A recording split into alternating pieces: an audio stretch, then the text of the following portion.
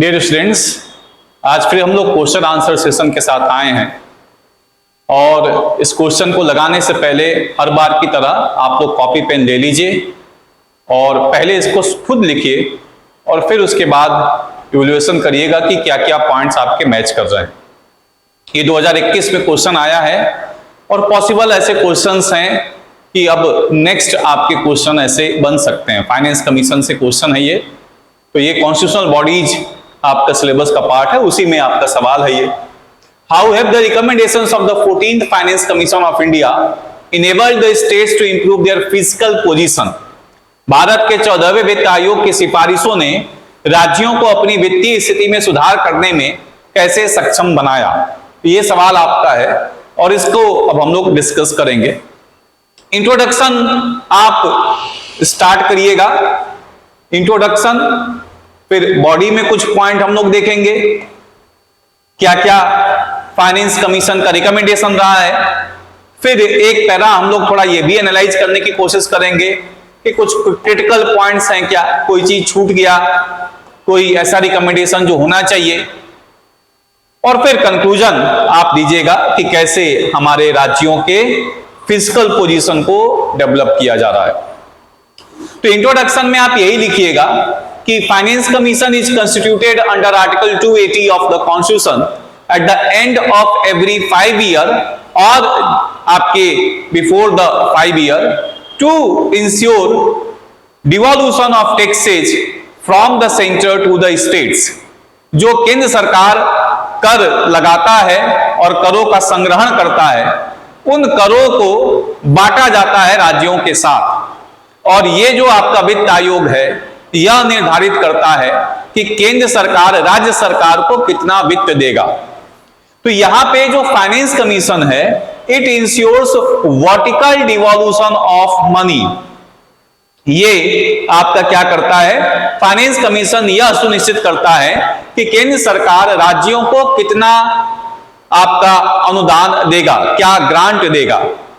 और दूसरी बात, ये फाइनेंस कमीशन वर्टिकल डिवॉल्यूशन के साथ साथ, वर्टिकल डिवॉल्यूशन क्या है, सेंटर कितना पैसा देगा स्टेट को, ये है वर्टिकल डिवॉल्यूशन।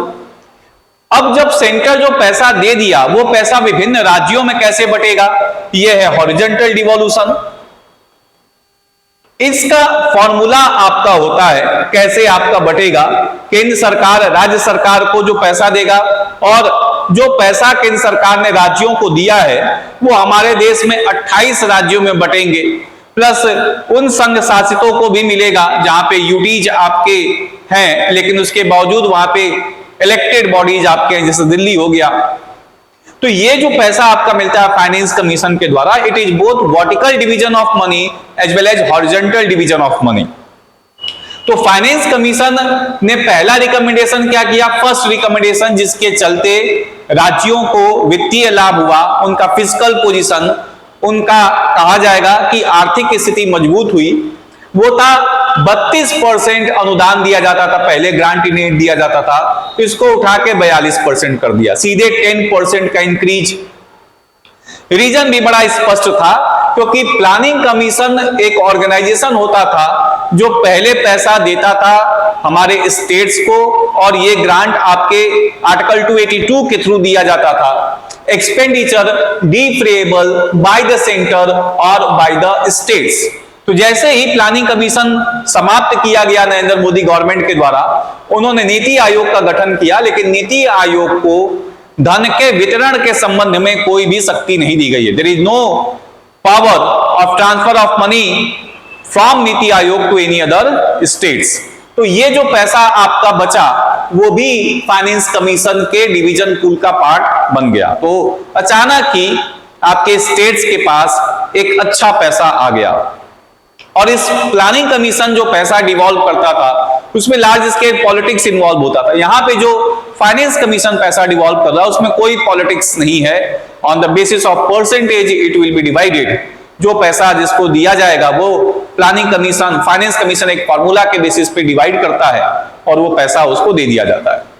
तो ये पहला काम आपका हुआ, ये हो गया वर्टिकल डिवीजन। हॉरिजॉन्टल डिवीजन में इनकम डिस्टेंस की प्राथमिकता दी गई। तो एक बार आप देखिएगा हॉरिजॉन्टल डिवीजन में क्या काम किया गया। इनकम डिस्टेंस को 50% आपका यहां पे महत्व दिया गया। इनकम डिस्टेंस क्या होता है? सबसे अमीर राज्यों, जो 3 सबसे अमीर राज्य हैं उनका जो आपका इनकम है और जो हमारे गरीब राज्य हैं उनके बीच में दूरी क्या है, उसके आपके दूरी के आधार पे पैसा आपको डिवॉल्व किया जाएगा और वो इनकम डिस्टेंस 50% आपका रखा गया। ठीक है, ये बात आप देख सकते हैं, इनकम डिस्टेंस वाज 50%। फिर जनसंख्या अगर आप बात करिएगा तो 2021 की भी जनसंख्या को 10% महत्व दिया गया है और 1971 की जनसंख्या को 17.5 महत्व दिया गया है। किसी राज्य के क्षेत्रफल के आधार पर 15% महत्व है और उसका जंगल कितना है, फॉरेस्ट कवर कितना, उस पर 7.5% आपको दिया जा रहा है। तो इसमें आप देख सकते हैं कि सबसे ज्यादा महत्व किस पे है? सबसे ज्यादा महत्व है इनकम डिस्टेंस पे। आय आपका एक अमीर राज्य से गरीब राज्य के बीच की आय की दूरी क्या है, उस बेसिस पे आप देखिएगा। और ये इससे क्या हुआ कि जो हमारे यहाँ पे गरीब राज्य थे उनको ज्यादा अनुदान मिला और उनकी फिस्कल पोजीशन, उनकी आर्थिक स्थिति और सुधरी।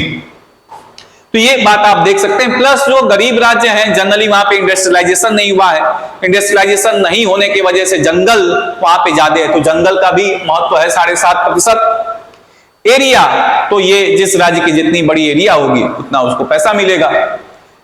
1971 का जनसंख्या है और 2011 का जनसंख्या है। तो 1971 के जनसंख्या में सदर्न स्टेट्स की जनसंख्या और नॉर्दर्न स्टेट्स की जनसंख्या में बहुत परिवर्तन नहीं हुआ था, क्योंकि अभी आप देखिएगा कि जो पॉपुलेशन आपके पॉलिसी लगा हुआ था हमारे देश में, पॉपुलेशन नेशनल पॉपुलेशन पॉलिसी लगा, दक्षिण के राज्यों ने अपने जनसंख्या का नियंत्रण करना शुरू कर दिया, लेकिन जो नॉर्थ इंडिया के राज्य थे उन्होंने पूरी तरह से जनसंख्या पे नियंत्रण नहीं किया। लेकिन 1971 का सेंसस इंपॉर्टेंट है क्योंकि ये आपके प्रेसिडेंट के इलेक्शन में भी इंपॉर्टेंट रोल प्ले करता है। प्लस ये देखिएगा कि ये माना जाता है कि यहाँ पे भी जनसंख्या में बहुत ज्यादा परिवर्तन नहीं है। लेकिन 2011 की जनसंख्या में अगर आप बात करेंगे तो दक्षिण के राज्यों ने अपनी जनसंख्या को पूर्ण नियंत्रण में ले लिया है और अभी भी उत्तर के राज्य अपनी जनसंख्या पे नियंत्रण नहीं किए हैं। तो अभी भी यूपी, बिहार, मध्य प्रदेश, छत्तीसगढ़, झारखंड की जनसंख्या बहुत तेजी से बढ़ रही है और आप कर्नाटका, तमिलनाडु, केरला, आंध्र प्रदेश, इनकी जनसंख्या देखिएगा तो बहुत कम दर से बढ़ रही है, 10% के अंदर है। और इधर इनकी जनसंख्या जो नॉर्दर्न स्टेट्स हैं 10% से 20% के बीच में बढ़ रही है। तो ये एक जरूर आपके हॉरिजॉन्टल डिवीजन में सदर्न स्टेट्स का कंप्लेन है।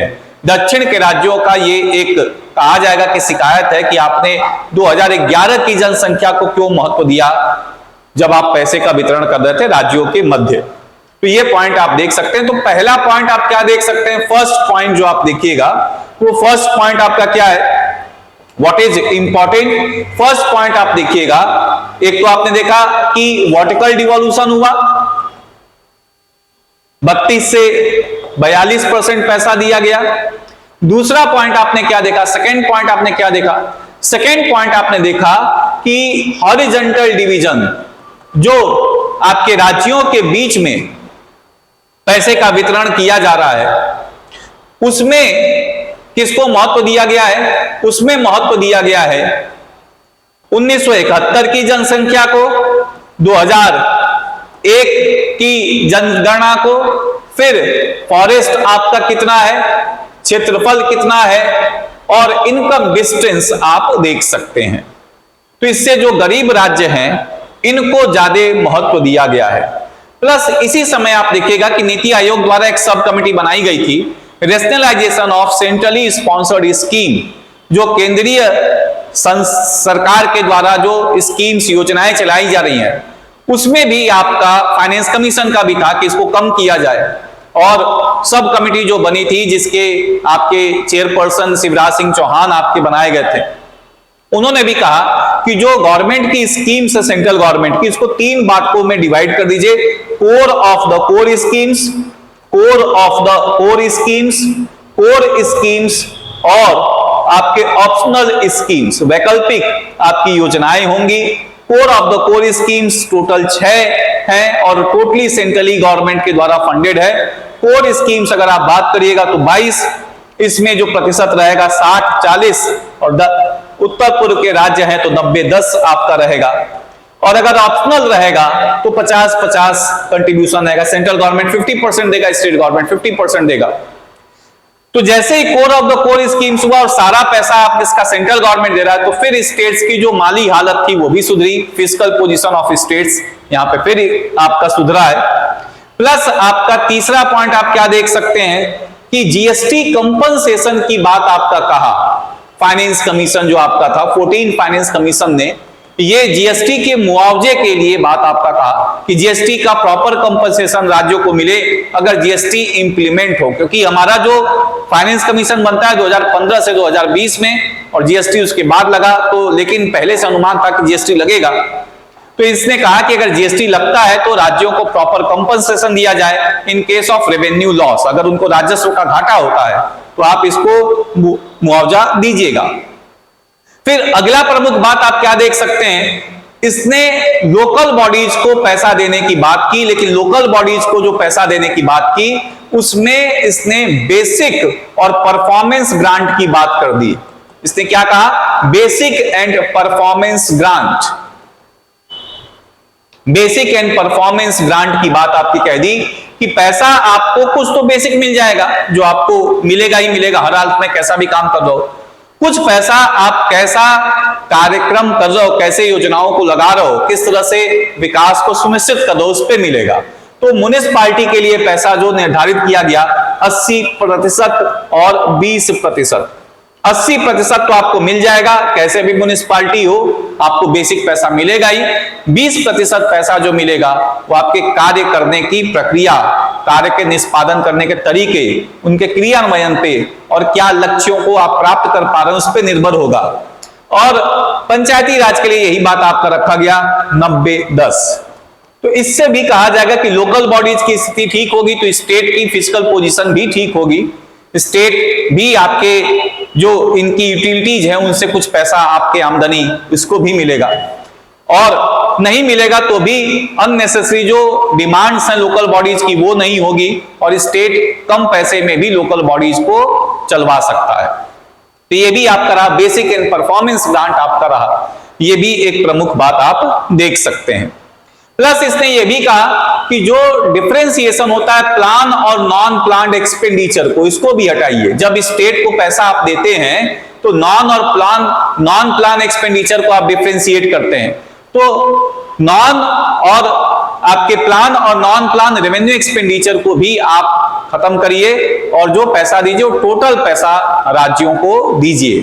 तो ये कुछ महत्वपूर्ण आपके एक तरह से डिसीजंस लिए गए आपके फाइनेंस कमीशन के द्वारा, जो 14 फाइनेंस कमीशन था, जिसकी वजह से हमारे स्टेट्स की फिस्कल पोजीशन सुधरी, आर्थिक स्थिति में सुधार आया। लेकिन ये बात आप देख सकते हैं कि केवल बात यहीं तक सीमित नहीं होती है, इसके कुछ गलत आपके परिणाम भी रहे, क्योंकि जो हमारा 14 फाइनेंस कमीशन था इसने कुछ बातों पे ध्यान नहीं दिया।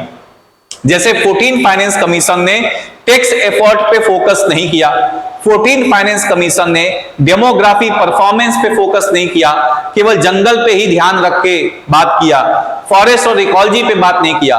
तो ये जब आप आंसर लिखिएगा तो क्योंकि क्वेश्चन 2021 में सितंबर अक्टूबर में मेंस होता है तब आया है, तो तक ये आपको रिपोर्ट 15 फाइनेंस कमीशन का भी आ जाता है। तो आपको जब ये आंसर लिखिएगा तो आपको ये भी तुलना करके बताना है कि 14 फाइनेंस कमीशन ने क्या समस्याएं रखी, क्या समस्याएं हुई, क्या उसने प्रूडेंट पॉलिसी कुछ क्या रह गई। तो पहला काम तो टैक्स एफर्ट को उसने कुछ भी महत्व नहीं दिया। तो जब करके आप उगाही पे कोई महत्व नहीं दीजिएगा और अचानक ही राज्यों के पास बहुत सारा पैसा आ गया, तो बहुत सारे राज्यों ने लोन वेवर देना शुरू कर दिया। इलेक्शंस के दौरान सारे जो लोन्स थे सबकी माफीनामी, एग्रीकल्चर लोन्स की माफीनामी शुरू हो गई। ये प्रॉब्लम आपका, जिसकी वजह से फाइनेंशियल पोजीशन सुधरते सुधरते अंतिम समय 5 साल के आसपास में बिगड़नी शुरू हो गई। तो एक ये प्रॉब्लम था, इसलिए 15 फाइनेंस कमीशन ने टैक्स एफर्ट पे फोकस किया। 14 फाइनेंस कमीशन ने जनसांख्यिकीय जो हमारा जनसंख्या है उसमें कैसे एजुकेशन सिस्टम सुधर रहा है, कैसे लिटरेसी सुधर रही है, कैसे आपके मैटरनल मॉर्टेलिटी रेट या इन्फेंट मॉर्टेलिटी रेट कैसे आपका सुधर रहा है, IMR, MMR, इस पे कोई ध्यान नहीं दिया, डेमोग्राफिक परफॉर्मेंस पे। इसको सुधार किया 15वें वित्त आयोग ने। हमारे 14वें वित्त आयोग ने केवल जंगल पे ध्यान दिया। 15वें वित्त आयोग ने कहा जंगल नहीं, जंगल के अलावा वन और जो पर्यावरण है उस पे राज्य कितना ध्यान दे रहा है, उस पे भी हम पैसा देंगे। तो ये बातें आप देख सकते हैं। और 15वें वित्त आयोग ने तो 1971 की जनसंख्या को ही समाप्त कर दिया, जो दक्षिण के राज्य कंप्लेन करते हैं इसकी वजह से, क्योंकि 2011 में उत्तर के राज्यों की जनसंख्या बहुत बढ़ चुकी है, दक्षिण के राज्यों की जनसंख्या कम हो गई है। इसकी वजह से आप देखिएगा कि उत्तर के राज्यों को ज्यादा पैसा मिलेगा, दक्षिण के राज्यों को कम पैसा मिलेगा। लेकिन 15वें वित्त आयोग ने क्या सुधार किया 14वें वित्त आयोग पे? कर के उगाही के लिए क्या आप प्रयास कर रहे हैं, जनसांख्यिकीय आपका परफॉर्मेंस कैसा चल रहा है, कैसा डेमोग्राफिक परफॉर्मेंस है, और वन और पर्यावरण पे क्या आपके काम हो रहा है, इस पे ध्यान दिया गया, जो कि 14वें वित्त आयोग से सुधार आपका किया गया। तो ये पॉइंट आप देख सकते हैं। तो आप क्या दीजिएगा, पहला इंट्रोडक्शन दीजिएगा फाइनेंस कमीशन का, देन उसने क्या क्या काम किया है, कैसे उसने इंश्योर किया है कि हमारे यहाँ पे स्टेट गवर्नमेंट को अच्छा पैसा मिले, और फिर आप बताइएगा कि क्या उसने कमी रख दिया है। फिर लास्ट में कंक्लूजन कर दीजिएगा कि finance commission is an important body which ensures fiscal federalism in India by devolving grants to the state. तो वित्त आयोग क्या है? एक महत्वपूर्ण संस्था, महत्वपूर्ण संवैधानिक संस्था है जो हमारे देश में वित्तीय संघवाद को सुनिश्चित करता है, राज्यों को कर का जो भी कर का संग्रहण है उसका अनुदान करके। तो आज के लिए इतना ही, धन्यवाद।